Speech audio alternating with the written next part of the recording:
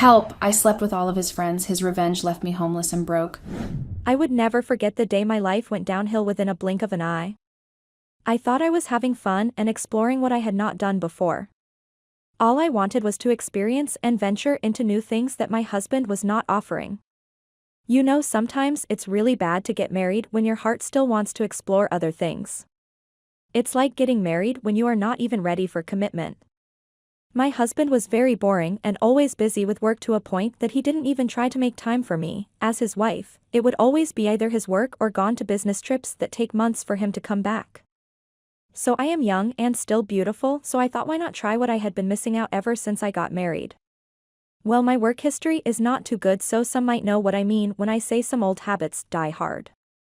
If I knew better, I would have done things a different way, or I wouldn't have done anything that would jeopardize my marriage and my image. How does one deal with the most cruel and humiliating act that my husband had taken because I had done him wrong? How do I recover from this? Let me take you to what happened. Please do not judge me but advise me. So I, female, 33, and my husband Dominic, a male, 40, met at a cafe that I was working at in LA, while I was also working at a strip club during weekends and holidays. That time I was only 22, going to be turning 23 in a couple of months to come. He had come for some business meeting, if I was not mistaken, because he once told me that when we met, he was still trying to grow his architectural business since he had worked as a building planner and designer. The day we met, it wasn't a very pleasant day for me because I was not working at a cafe because I liked to. But it was the circumstances that I was facing at home. You know, since I was the only girl child who got a chance to further her studies.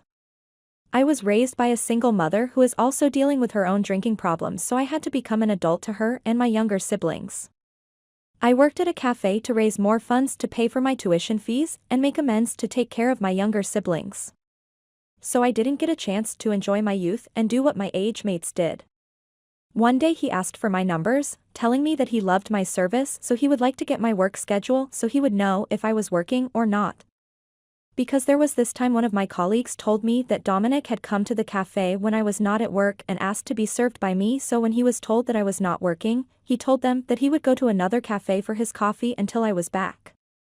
Mind you, that time I was in the middle of my exams, so I had to focus on my books.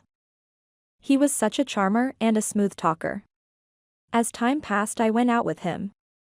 He was a very smart man and business-minded, but what I had noticed about him was that he didn't take any *T from anyone and find out later that he was actually a Capricorn. He was smart, business-minded, funny and kind, but he had a very low temper and he was very strict. He always wanted perfection. I had thought they were playing when they say never fool a Capricorn because their revenge is always wrath and cruel. I learnt that the hard way. One thing that I can advise people on is that if you are dating a Capricorn while you are a Gemini, just prepared that your relationship will always have very serious ups and downs because a Gemini has their own short temper and Capricorn also, but the Capricorn always wants to have an upper hand. They lead, so as the Gemini you will have to understand that and thread carefully. Because once you do them wrong, you would have poured gas or paraffin on an already blazing devil's fire. Ask me, I know how it's like to date and even get married to a Capricorn while you are a Gemini. So I am talking from experience. Anyway, Dominic was really romantic and loving. He knew how to treat a woman like a queen. So we continued going out. He showered me with so much love and gifts. The way I was falling harder and harder for him every day, I eventually found myself like I was possessive over him or obsessed, I don't know. I would get angry if he was not answering my calls, or he would come to have one of his meetings in a cafe with a woman. Was I being obsessive or possessive over the poor guy? Time passed and we started dating. He had confessed his feelings for me, but I kept turning him down and preferred having only a friendship relationship because I had thought I was not the type of girl he would want to be with. 2. I was afraid of telling him about my job as a stripper and sex worker to get money. I just couldn't tell him what I was doing for a living except for the fact that I was working at a cafe, which he knew since we first met there. I was ashamed of my second job, and on the other hand I had fallen for the guy, but I was doubting myself.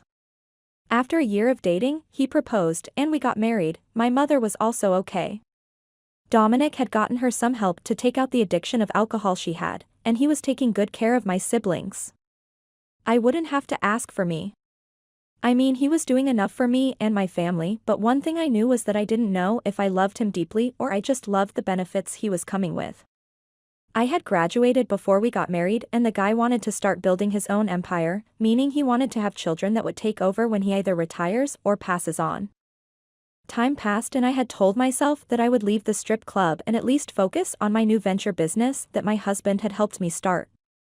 I had started a marketing business, which was advertising or promoting his architectural business, which grew over time from promoting my husband's business to promoting for bigger companies. I loved the change that was happening, being independent, having to enjoy my own hard-earned money while I knew that my family was well taken care of. It was a breath of fresh air, most especially when you know that your mother had become the person who had always prayed for her to be.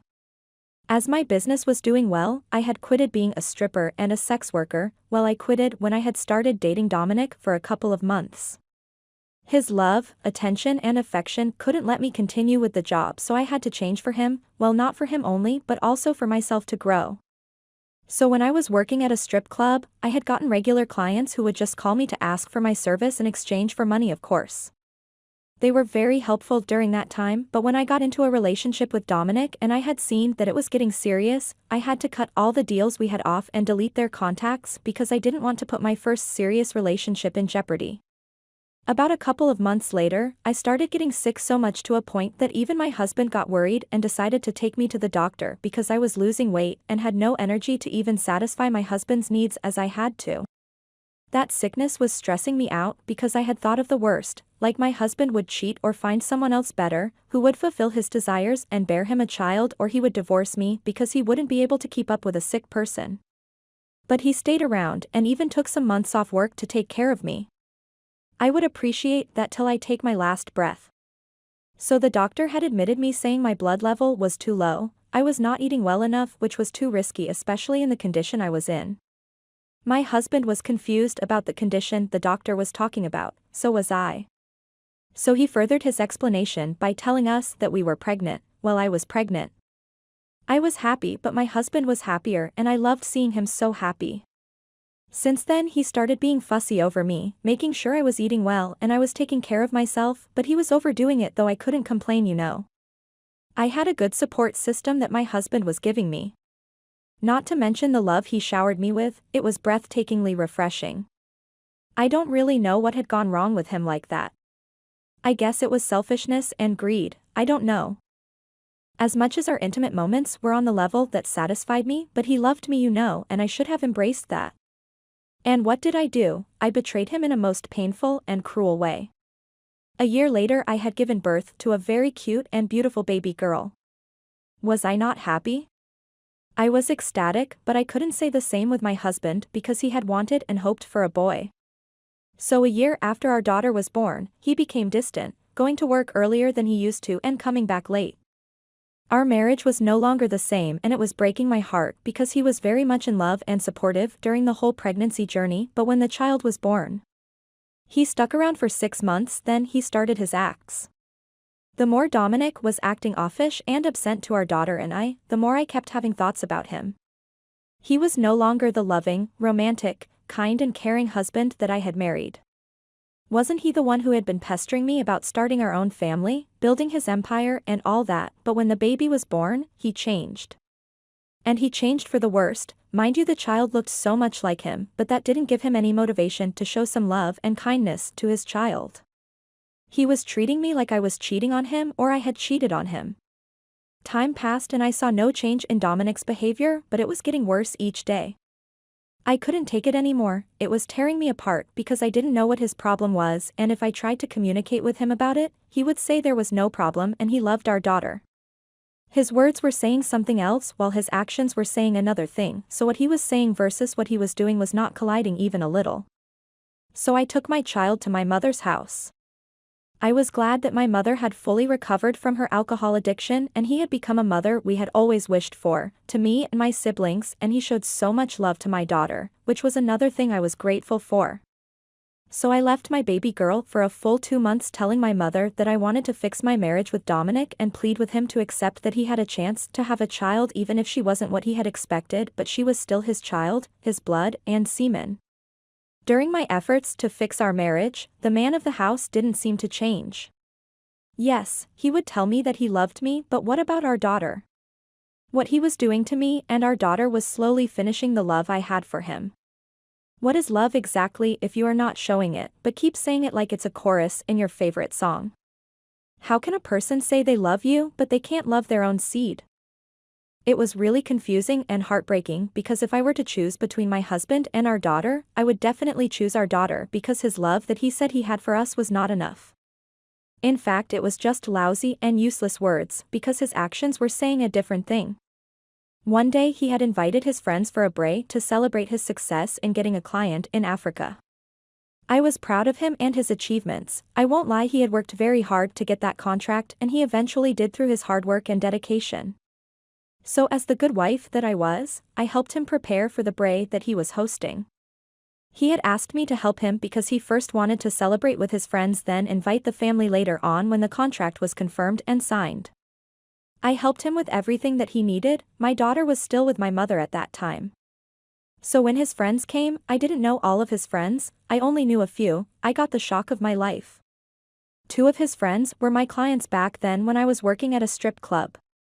One of them used to ask me for my intimate service and the other would come to the strip club for the dance only. I just couldn't believe how small the world was and I got uncomfortable at the fact that they might tell my husband about my past with them. Another thing I wouldn't know is that they were my husband's friends because they were not at our wedding celebration. Worst part was that both of them had asked for my service 2 weeks before my wedding with Dominic. They had asked me on different days and I wouldn't have guessed that they were somehow friends. Yes, I am not proud of what I had done to my husband because he had shown me nothing but true love and the guys had promised to give me good money and they wanted a good service before they would go on a business trip. That was what they told me. If I knew that they were my husband's friends, I wouldn't have agreed to commit adultery 2 weeks before I got married. Throughout the whole celebration I was so uncomfortable. The lusting eyes that the guys were giving made me more uncomfortable. I didn't know how these guys would act when they got drunk because they were drinking like it was their last time or what they would tell Dominic. You know how some guys are. And according to what I had seen, it looked like the whole squad knew that the 2 guys were womanizers. The other one liked going to strip clubs while the other one loved sex. So it was scary. I was not even myself, but luckily no one noticed. About a month later, I received a call from Tom, one of Dominic's friends, the one who loved sex. I was surprised because he hadn't called me ever since the day we last saw each other before my wedding. He asked me to meet him at a certain hotel for a quick one, of which I bluntly refused and reminded him that I was no longer into that life and I was happily married. I said that to get him off my back and hoped that maybe he would get the message even though I was not really happy. It had been quite some time since things had been tense in my matrimonial house. My husband was acting fishy, like there was something he was hiding from me. At first I had thought it was work pressure, but things got worse. He was suddenly moody, his sex drive was no longer the same. As much as he acted like he didn't love our daughter or even try to play with her, that was a small thing compared to how he was acting towards me alone. So Tom just laughed at me when I told him that I was happily married and he told me that if I was happily married, I would have acted like a happy person when they had come to Dominic's celebratory bray. I first didn't understand what he was trying to imply, but I somehow remembered that he was the only client that knew me at my happiest or when I was pretending to be happy. He told me to know my worth and if the battle that I was trying to win with Dominic was worth it and how long would I keep fighting for something and someone who couldn't even steal a glance at me when they were in my house. What he was saying was true, but I couldn't give him that satisfaction just because my husband had changed on me. I still had faith that he would be back to be the person he was when we first started dating. My marketing company on the other side was doing well. It was the best distraction I had. Time passed, I decided to start going out, to live a little, you know. I mean, I had never got time to all that and enjoy my money because I had to think of the situation that I was facing at home. So I started by going to the mall to do some shopping, hoping that it would cheer me up, just like all the girls who say shopping was a great therapy, but for me it wasn't, I won't lie. My husband knew that I was the lover of affection and intimacy, but the way he was acting made me somehow feel frustrated and in so much desire for intimacy. Though I didn't want to do that to my husband because it was going to jeopardize my marriage, I couldn't hold myself anymore to the point that I would sometimes help myself. So when I went shopping, I bought a lot of lingerie, hoping that they would bring at least a small spark to my husband's eyes when he sees me wearing a sexy number. So when I got home, I prepared his favorite dish. Luckily, I had gotten my daughter a nanny because of work, and I was kind of tired of burdening my mother with my problems. My husband came back earlier than expected that day. The nanny and my daughter were at my mother's house, so I tried acting like a good wife and welcomed my husband with a kiss and asked him to go take a quick shower because we needed to talk. Luckily, he complied and did as instructed. While I was left to finish up everything, I made sure to wear something sexy that would make him want to eat me in an instant. When he came back from taking a shower, he came down the stairs and asked what the occasion was and where I was going, since I was wearing a dress that he had not seen before.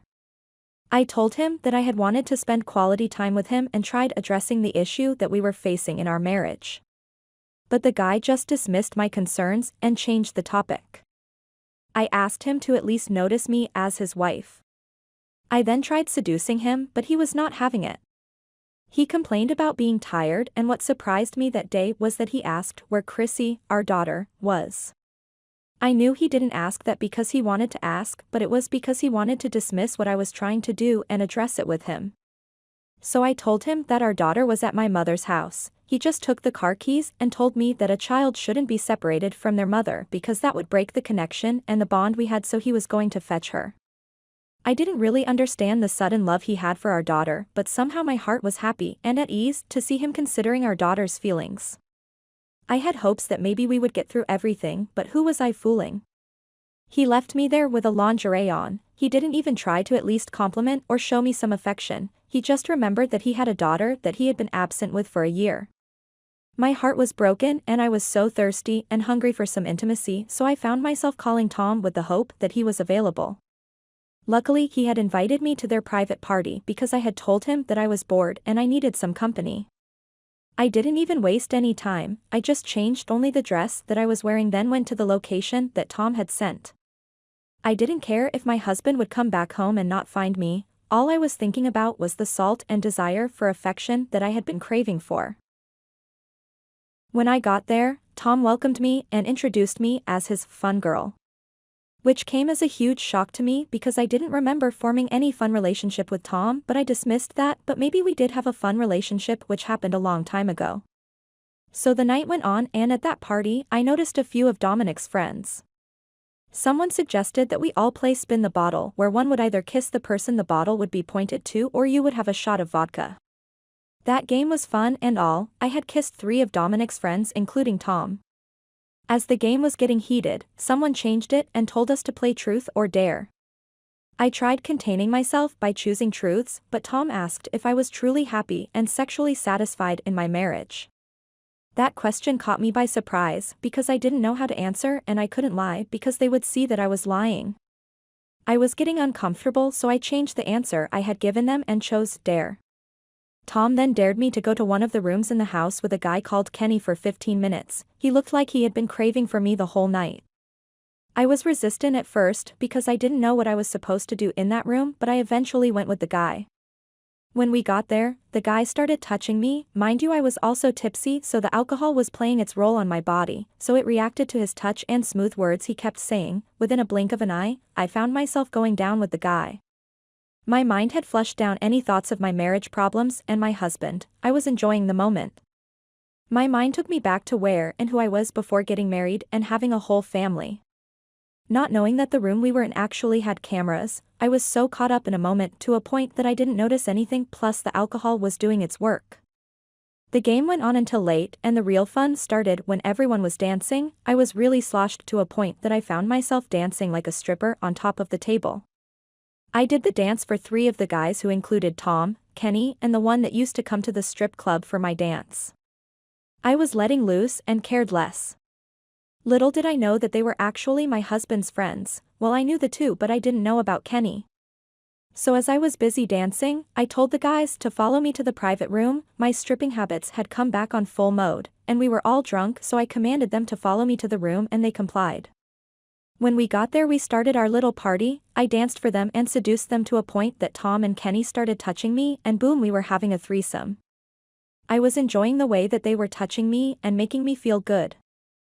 I don't remember where the other guy had gone and I didn't care, so I continued with the fun I was having with two of these guys. We did a lot the previous night. We were all sloshed to a point that I couldn't remember everything that had taken place in the private room, though I remembered bits of what had happened. I woke up in the morning with a very serious hangover headache. When I looked at myself, I saw that I was not wearing anything.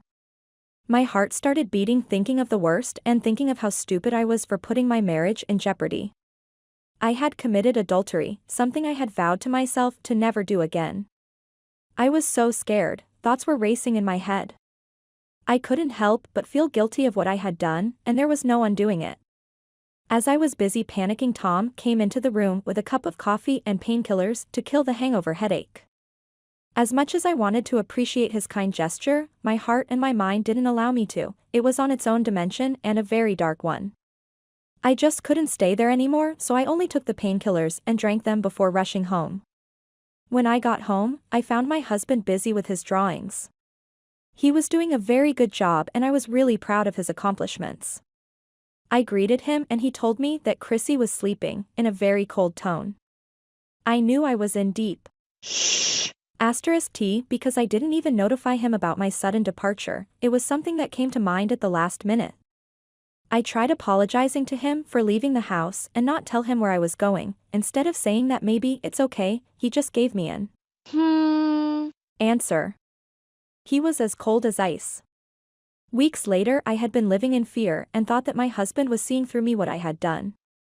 I felt like the abomination that I had done was written all over me, and it didn't help with the guilt I was feeling. During those weeks, my husband suddenly decided that he was moving out of the house. When I asked him why he was doing that, he told me that it was for the best, not only for him but for myself also. I didn't understand his lame and lousy excuse, so I fought with him about moving.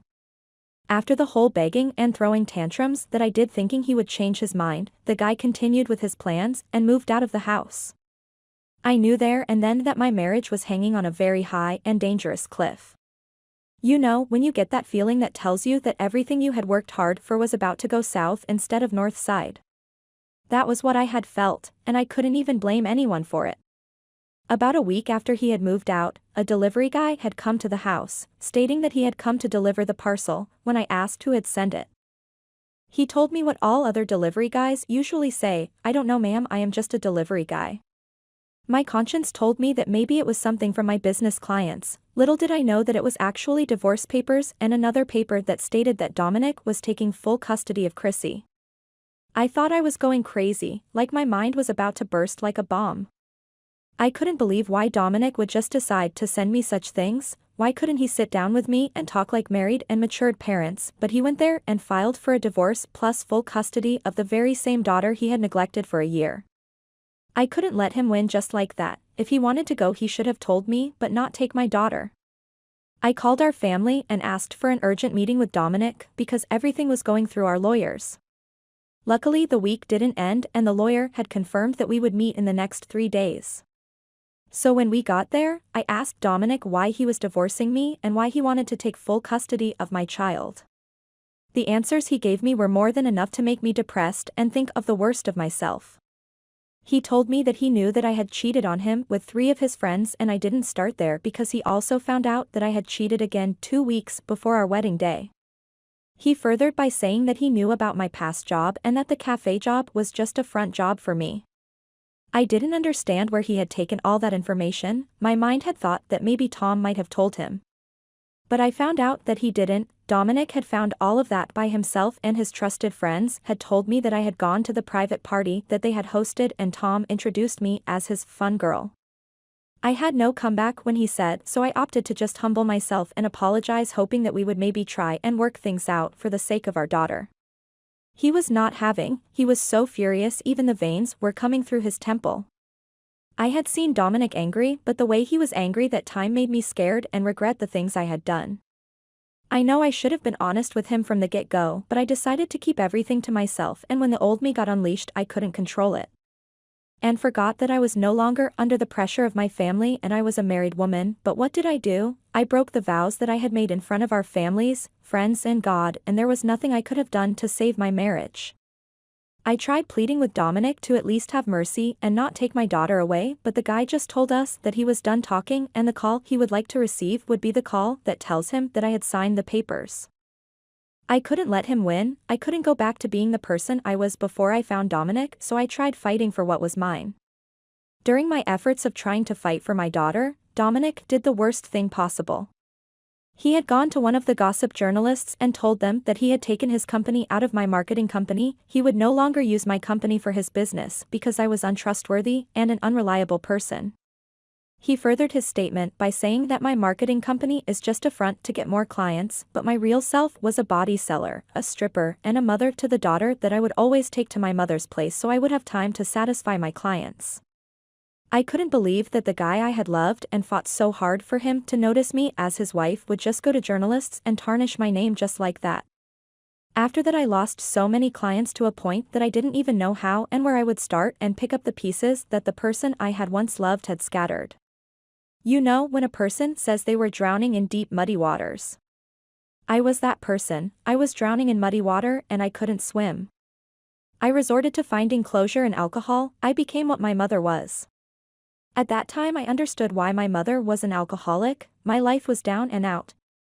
I had lost the only person who showered me with love and care and gave me a very beautiful daughter. Now I had lost that daughter plus something that was so dear in my heart, my company. I was really depressed and wished to just go far away where there were no troubles and sorrows.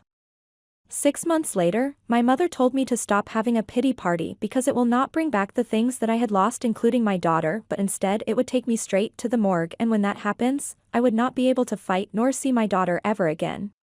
Those words made me think again about life, so I took the money that I had saved from my company and the one I had got when I got divorced and used it to fix myself. I went to the rehabilitation center for 6 months, while attending AA meetings when I was inside. By the time I came out, I was a whole new person. I had discovered what my worth was and what I wanted. I started by asking for at least a joint custody of my daughter, which I got by the grace of God. I made peace with Dominic even though he was still disappointed in me, but we became civil parents for the sake of our daughter. I then started another social media marketing and a non-profit organization for women who were once in my shoes. I am happy with the changes in my life. Everything that happened didn't only break me, but they groomed me to be the better version of myself and be able to help others who are like me. As I have mentioned that I do not need or condone any judgment, I am still ashamed of my past. Please give me guides on how I should have done things. If there is anyone who was once like me, how did you come out of the situation without losing your life partner?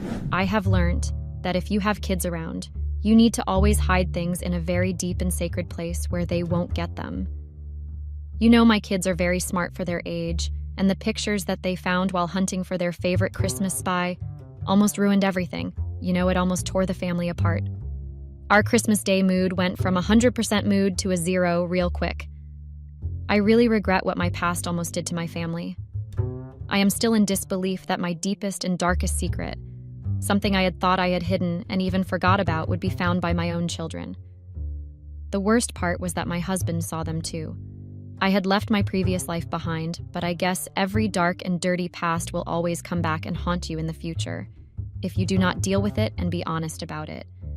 I still don't know what to do. Please advise me on this one. I am shattered.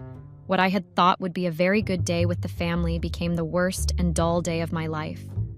Now I am on the verge of losing everything because of pictures. I do not know how to deal with this. It's hurting me so much, and my kids no longer look at me the same. What should I do? Let me break it down for you quickly so you can get the picture of what really had transpired. My name is Stephanie, female 28. I am married to David, male 28.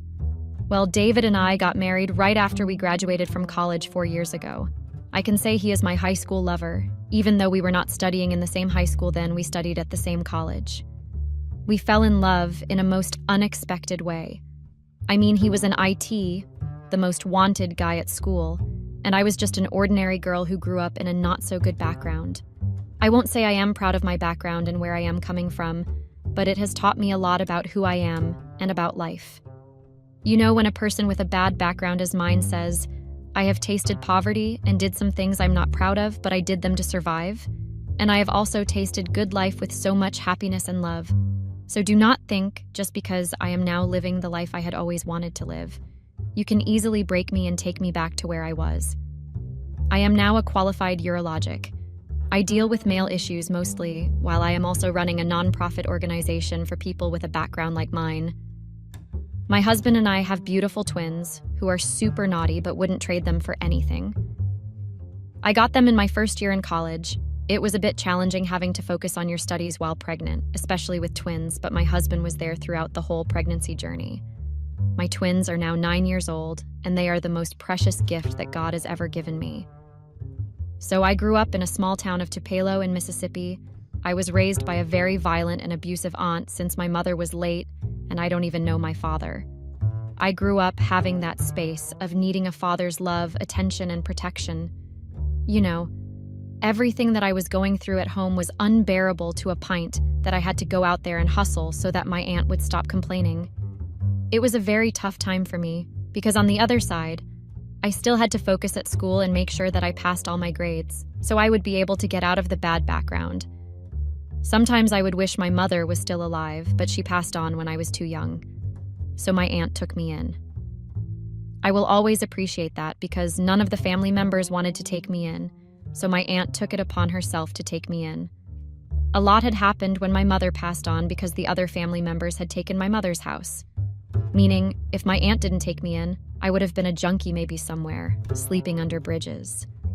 When I was in 6th grade, my aunt took me to the brothel that she once owned. I couldn't believe that she would take me to that disgusting place and actually tell me that if I still wanted to live in her house, I would have to meet her halfway and hustle. I first didn't understand what she was talking about. I mean, I was only 13 years. In my mind, I was asking myself, why would Auntie Jade introduce me to that filthy place? I mean, I would have tried other hustling options like selling sweets at school or something, but she wanted me to work at her brothel. I had no choice but to take her offer because she even threatened to kick me out of the house and deprive me food. She told me that as a woman, I had to hustle, so I would not sleep on an empty stomach. I missed my mother every day during my first time in the brothel. My aunt introduced me to some old men, saying that they were my clients. Mind you, that time, I didn't even know what the word client meant. So my aunt wanted me to do the dance for those old men and give them a show. Time passed. When I was 17, I had gotten used to the hustling and I had become a sex worker. I would get clients who needed sexual desires. There were also regulars that would only need my service. I was grateful at the fact that my aunt allowed me to go to school because that was not the life I had planned to have. So I made sure to work my butt off at school, so I would at least get a scholarship to go to college, so I would leave the hellhole. So one day, David was visiting his grandmother in the neighborhood. That was when I actually met him. Well, more like he had moved to live with his grandmother, because I found out about 2 days later that he was going to study at Tupelo High School when my aunt told me that I should play far from him. My aunt had some issues with affording people, I think, because she would always find a way or something bad to say about them. David and I became friends for a year in high school, despite my aunt's disapproval. I didn't tell David about my hustling side. I knew I had to tell him, but I didn't know how to, so I vowed to keep it to myself for as long as I live. I was too ashamed to even share what had been going on at home because I was scared of being judged. And I had thoughts that maybe he would no longer want to be my boyfriend because of my background. My aunt's brothel used to have cameras for safety purposes, so everything we did, even every client we satisfied, we got recorded just in case they wanted to take advantage of us. When I was accepted at William Carey University College of Osteopathic Medicine, I was ecstatic. One, I was glad that I would finally get a chance to live at my aunt's house and chase my goals. Even though my aunt didn't want me to go, saying who would look after the business and take care of his clients if I was not there. That time, I knew that if I didn't stand up for myself and my aunt's abusive behavior, I would never escape, and I needed to chase my dreams. Little did I know that in my first year in college, I would get pregnant and my scholarship was taken away. That was the most heartbreaking episode that I had gone through.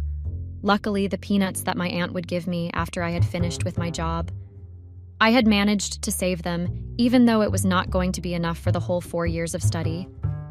During that time, I had to focus at school while working as a waitress in one of the nearby restaurants. David was there with me during the whole pregnancy journey, and I appreciated his support and love. Later on in my pregnancy, I had moved in with David. Our relationship had its own fair share of ups and downs, but we managed to get through every circumstance. It was a bit challenging having to take care of the children while focusing at work. I would sometimes slack on something until David suggested that we get a nanny for our kids because we were both in college, so we had to focus. A few years later, we got married during summer holidays. Oh, before we got married, I think a few months before David and I got married, I got a call from my aunt's friend and neighbor, Auntie Haley, telling me that I had to come to my aunt's house she had passed on.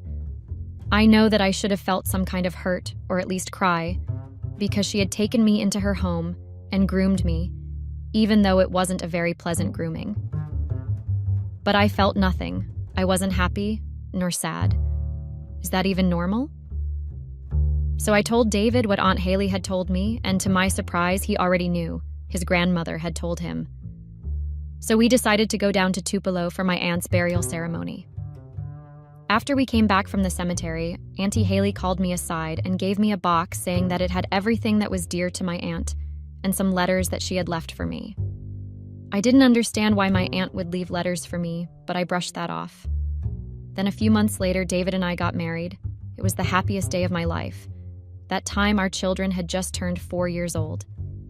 They grew up to be the most precious thing that had ever happened to our lives. I still thank God every day for giving me a chance to see them grow every day. I somehow wished my mother was present to see me walking down the aisle with my best friend, my lover, and the father of my kids. Life became gloomy and very bright for my little family. I also got a chance to be an obstetrician, which was what I had always wanted to be, especially after my past job that my aunt had introduced me to. I found it more important and interesting to know more about women's problems and their health. I didn't get that chance when I was still living with my aunt, but now I do have a chance to help those who went through what I had also been through. So my family, my husband, and my kids came up with a tradition that every Christmas, kids will get a chance to hunt for their Christmas spy every Christmas morning. We started that tradition when they were 3 years old, and we saw that they enjoyed hunting for a Christmas, so we continued doing it for them. My kids love running around. They are too active, and when they hunt for something, they make sure to look everywhere. That time we had gotten a new house, so they were not used to it much. And that time we had invited David's family. It was going to be their first Christmas with us in our new house. You know, it didn't come to me that I should move the box from where I had put it. I didn't even get a clue that I should move it. Another thing, ever since I had gotten it, I had never found time to open it. I don't know why, but I didn't feel like opening it. It was like I was angry or holding a grudge against my aunt, I don't know. Christmas Day came. I was preparing for the Christmas lunch, and the kids went wherever they had gone around the house. And I knew that if they get quiet, they would be up to nothing good.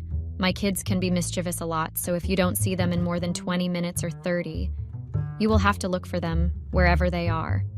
While I was rummaging through our storage room to find the kids and to check if they found the jingle, little did I know that an unexpected twist awaited the family. As I was searching for the mischievous kids, I found them in the storage room looking at some things. So as I went further in to see what they were looking at, I stumbled upon a box labeled Old Memories. Curiosity got the better of me, and she decided to take a peek inside. Mind you, the whole family had been looking for the kids also, because the house became so quiet without them. So as I went further in, I got the shock of my life. To my shock and dismay, I discovered a forgotten box of old photographs. As I leafed through the pictures, I realized that they were not the innocent family snapshots I had expected. Instead, they were explicit and inappropriate images that should never have been mixed with our cherished memories. I had long forgotten about the box that Aunt Haley once gave me, so the kids had opened it and found a lot of pictures and discs, along with a couple of letters that my aunt had written for me. My eyes were wide open and heart pounding.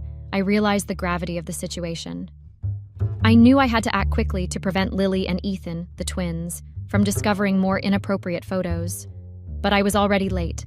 With a heavy heart, I carefully packed the box away and decided to just leave the room. I was embarrassed, humiliated, and shattered because the things I had thought I had buried with my past were actually catching up on me, in front of my husband's family and my kids. I didn't know how to react to my kids. They were looking at me with different eyes, of which I understood, because if I was the one finding my mother's inappropriate pictures, I would be traumatized. David came after me and asked about the pictures. I was lost in words. I didn't even know where to start explaining the ordeal. I knew I had to come clean to him about everything, with the hope that he would understand. The whole Christmas day got ruined, as much as the family tried to bring up the spark and laughter on the table so that the day would continue going smoothly. It was no longer the same as before they had seen the inappropriate pictures. I also got uncomfortable because I had told David that we would speak in the evening when we are alone. So, that evening, after putting the kids to bed, I sat down with David, his face filled with concern. I started sharing the shocking discovery with him, tears welling up in my eyes. I told him everything about my past and the things that I had to do to survive at my aunt's house.